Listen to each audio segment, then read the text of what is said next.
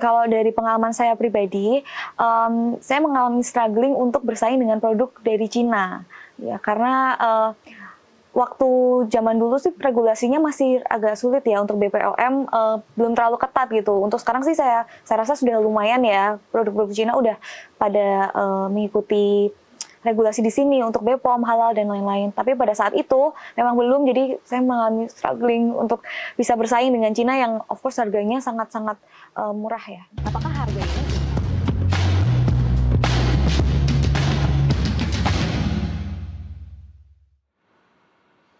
Pemirsa, parfum lokal kini tak lagi sekedar alternatif. Dengan kualitas yang semakin bersaing dan pilihan aroma yang beragam, produk dalam negeri mulai mencuri perhatian pecinta wewangian. Industri parfum lokal terus menunjukkan pertumbuhan dalam beberapa tahun terakhir. Berbagai pelaku usaha menghadirkan aroma yang semakin beragam dengan harga yang lebih kompetitif dibandingkan produk impor.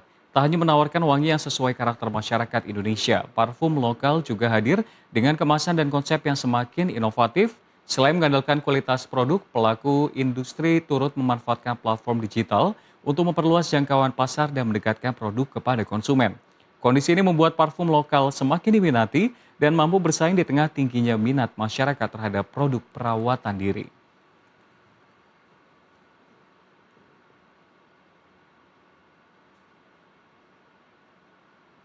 Di tengah badai ekonomi global yang belum juga reda, mulai dari konflik geopolitik, pelemahan rupiah, hingga daya beli masyarakat yang masih tertahan, ada satu industri pemirsa yang justru tetap tampil percaya diri, industri kecantikan.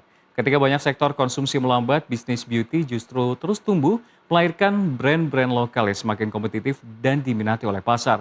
Lantas apa rahasia industri ini bisa tetap glowing di tengah tekanan ekonomi dan bagaimana strategi brand lokal menghadapi persaingan yang ada, fluktuasi nilai tukar, hingga perubahan perilaku konsumen?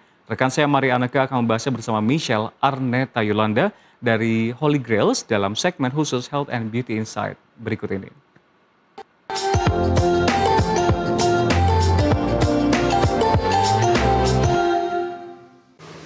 Ya pemirsa, di tengah gempuran dari global, pertukaran kurs yang juga semakin lemah untuk rupiah, kita lihat daya beli dari masyarakat ini semakin volatile. Tapi bagaimana dengan industri wewangian yang sepertinya semakin bertumbuh di masyarakat? Dan untuk membahasnya saya sudah bersama dengan salah satu founder wewangian yaitu Holy Grails, yaitu ada Michelle Arneta Yolanda di sini. Hai Michelle, selamat datang. Halo, selamat kenal. Iya, Michelle, kalau kita lihat saat ini kan kurs rupiah terus-menerus naik turun nih, dan daya beli masyarakat juga kita lihat melemah begitu. Tapi bagaimana dengan produk wewangian? Bagaimana produk ini bisa tetap diminati oleh masyarakat?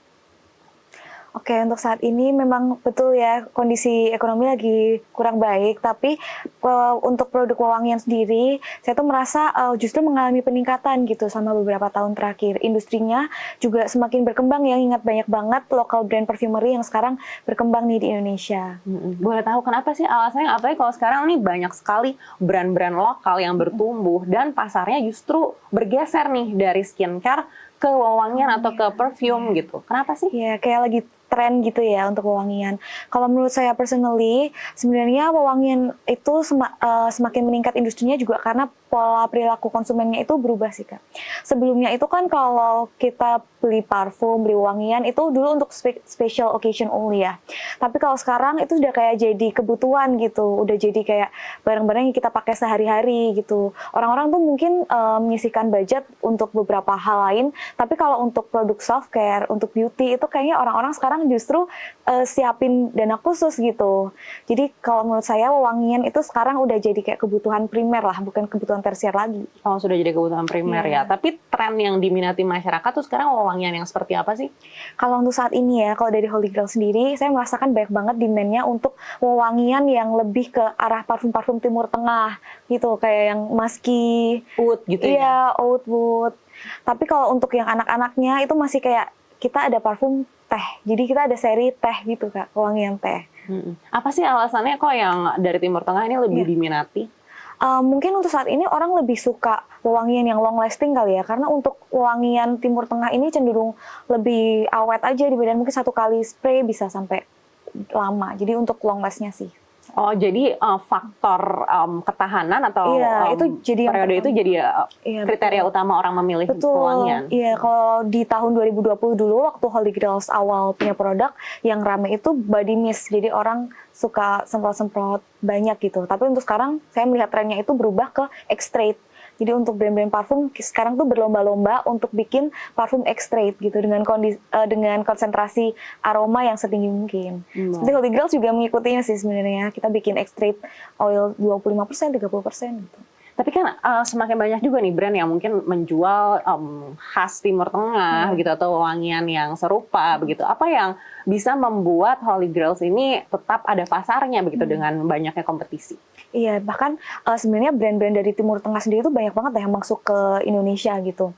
Tapi untuk Holy Grail sendiri kita kasih twist dengan cara kita bikin wangian yang nuansanya Jawa gitu. Justru kita oke, parfum Timur Tengah apa sih yang diminatin? Ternyata kan aromanya satu long lasting, aroma oud, woody gitu. Nah, kita ambil yang diminati itu, kita twist dengan ciri khas Indonesia sendiri. Jadi kita bikin pewangian yang Jawa dengan notes-notes seperti Timur Tengah gitu.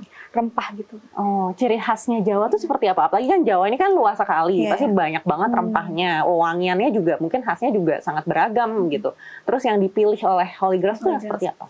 Nah, kebetulan untuk 17 Agustus nanti ini yang saya bahas ini akan launching.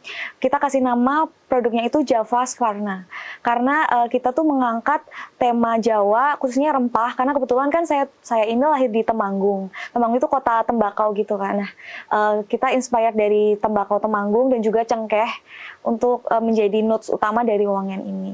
Baik, tapi gimana sih caranya untuk memulai bisnis fragrance ini gitu? Boleh diceritain nggak kalau Holy Grails ini apakah dari awalnya memang sudah fokus pada fragrance?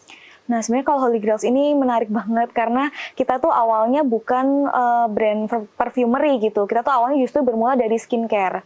Jadi di tahun 2019 saya memulai bisnis Holy Grail ini awalnya homemade aja, home industry gitu bersama mama saya di rumah untuk bikin masker organik dari oat bedak dingin seperti itu. Nah, untuk saat ini kita memang beralih ke perfumery karena melihat peluang di situ sih, dan juga karena market skincare sekarang udah sangat saturated ya, banyak banget brand-brand lokal yang juga bagus-bagus, brand-brand dari luar juga yang masuk ke Indonesia. Baik, tadi katanya ada brand-brand dari lokal dan ada brand-brand dari luar juga. Tapi yang lebih kompetitif itu yang seperti apa sih sampai akhirnya Holy Grails ini memutuskan untuk meninggalkan bisnis skincare?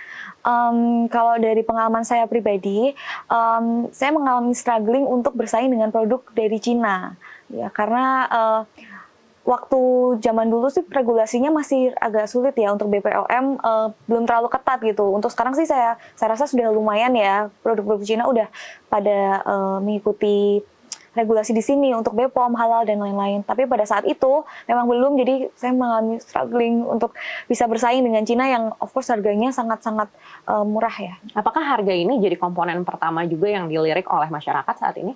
Betul. Menurut saya saat ini orang-orang justru sensitif harga sekali ya. Jadi selisih 1-2 ribu itu bisa bikin orang bisa beralih. Cuman menurut saya sih kualitas tetap nomor satu ya. Jadi kualitas itu seperti kayak investasi jangka panjang saya gitu, supaya orang kembali lagi. Wah, kalau 1.000-2.000 saja ini customer-nya sudah berpaling, bagaimana dengan kondisi harga yang saat ini naik turun, apalagi bahan bakunya juga banyak yang dari impor? Betul, untuk saat ini saya yakin semua lokal brand pasti mengalami struggling yang sama. Ada kenaikan biaya HPP, baik untuk produk bahan baku dari Indonesia maupun dari luar, dan juga kenaikan biaya seperti marketplace, biaya admin, dan segala macam. Akhirnya untuk Holy Grail sendiri karena tidak bisa menanggung semuanya sendirian, kenaikan HPP itu sekitar 7% untuk bahan baku dan lebih dari 20% untuk kemasan seperti untuk box, botol. Dan itu terjadi di tahun ini ya, karena memang kondisi ekonominya parah sekali dan rupiah juga melemah. Maka dari itu Holy Grail mengambil keputusan yang cukup berat ya untuk menaikkan harga di pertengahan tahun 2026 ini. Tapi untungnya hampir semua lokal brand juga melakukan hal yang sama karena kita semua mengalami isu yang sama gitu. Dan pembeli saya rasa paham sih kenapa brand mengambil keputusan ini karena kita harus menjaga kualitas kita kan, kembali lagi karena menurut saya kualitas itu investasi jangka panjang. Jadi daripada saya menurunkan kualitas saya, jadi oke lah harga naik, saya rasa konsumen juga pasti bakal paham. Baik, kita tahu juga di marketplace ini udah mulai ada isu-isu kenaikan biaya layanan. Lalu ini seperti apa mempengaruhi Holy Grail? Jujur menurut saya sedikit banyak sangat mempengaruhi ya. Cuman kembali lagi karena local brand ini sama-sama kita sepakat untuk mempertahankan kualitas dan semoga ini kan berdampak keputusan yang baik ya untuk local brand Indonesia supaya bisa berkembang. Jadi ya untuk saat ini sih masih baik-baik saja dan sebenarnya saya mengalami penurunan penjualan hingga 30% di 1 minggu pertama saat menaikkan harga. Tapi setelah saya lihat ini kan sudah berjalan 2-3 bulan setelah kenaikan harga tersebut, pembelian mulai kembali stabil lagi. Jadi Kenaikan harganya berapa persen sih kalau boleh tahu? Untuk Holy Grail sendiri kita di 20-25%. Oh, 20%, jadi cukup banyak cukup ya. signifikan gitu Ya, bahkan untuk produk yang cukup murah, body mist Holy Grail itu kan mulai dari harga 22.000. Sekarang kita harus pasang harga di 30.000. Jadi kenaikannya cukup signifikan ya, 35% lebih. Baik, kita akan bahas lebih dalam lagi usai jeda. Tetaplah bersama kami di Health and Beauty Insight.